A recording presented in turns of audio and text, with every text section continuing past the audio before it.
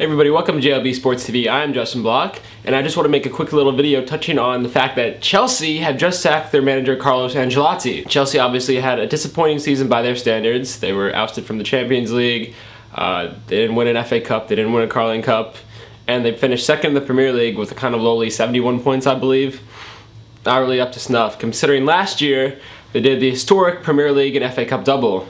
But you would think that doing the domestic double in one season would sort of give Ancelotti a year of grace, a grace period, you would say, where, you know, he doesn't have to go out and win all the trophies again this season, seeing how Chelsea just won 2 great trophies last season. But Roman Abramovich has decided to sack Ancelotti. Now, this is just absolutely mind-boggling to me. I mean, like I said before, the man did the historic domestic double last season, and this season the Premier League was an odd one. Teams, although there was a record amount of goals scored, I believe, or close to record amount of goals scored, there weren't that many points up for grabs. A lot of the mid and lower table sides were able to steal some points from the Big Four, or I guess now the Big Five. And it seemed like 80 or so points would win you the Premier League, but, you know, Chelsea didn't come out on top.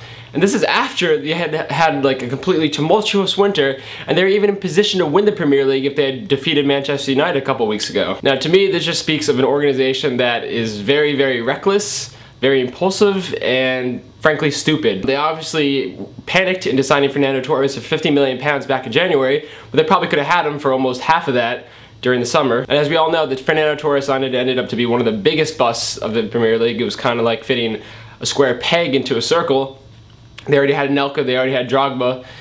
Where was Torres to play?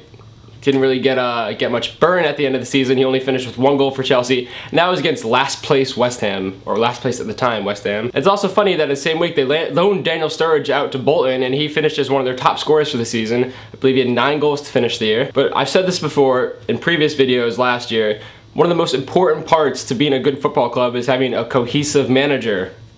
It's no coincidence that Manchester United has won all those titles throughout the year. They've had the same manager for the past 2 decades. When you have one manager in place and you play the same system, players obviously get accustomed to playing in that system they feel comfortable in. When you have a new manager every single year, that just throws the old formation, the old tactics out the book, and players have to relearn and rethink their style of play, which obviously isn't healthy for players. We saw Cristiano Ronaldo lash out against Jose Mourinho earlier a few weeks ago, saying how he was having trouble adapting to Mourinho style, Mourinho system. He didn't like it, although 40 goals in La Liga would say otherwise, Cristiano. But for Chelsea, you can't expect them to win trophies when they have a new manager every season. Once they appoint a new one, this will be their 5th one in 5 years. They've had 4 already since Mourinho left. Mourinho was one of the longest tenured managers in Chelsea history, or Chelsea recent history, and he was only there for 3 years. Now it appears that Guus Hiddink is the choice for Chelsea, the Dutchman. He left Chelsea after winning the FA Cup, taking over for Scolari a couple of seasons ago.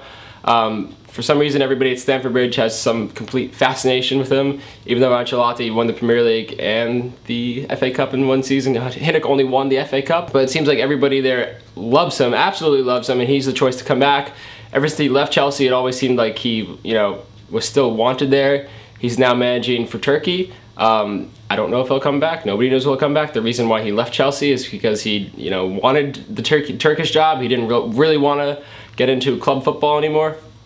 So we'll see where that goes. But I cannot criticize Chelsea enough for sacking Ancelotti. It's absolutely tragic.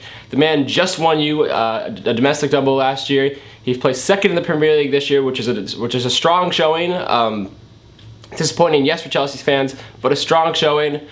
And you know, when they bring in a new manager, it's new tactics, new formation, and it's unhealthy for players. So that's all for today for JLB Sports TV. I'm Justin Block, signing off.